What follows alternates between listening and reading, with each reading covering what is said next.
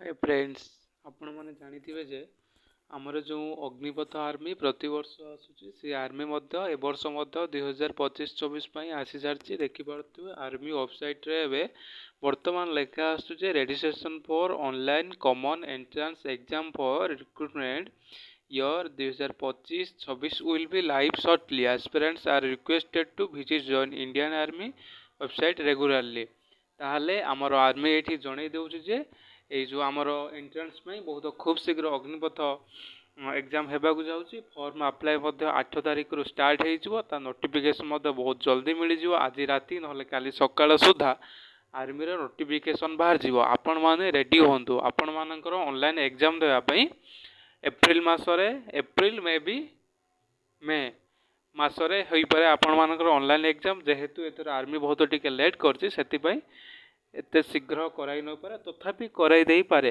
तेणु आपण माने रिटर्न क्षेत्र बहुत रेडी रहंतु। जय हिंद।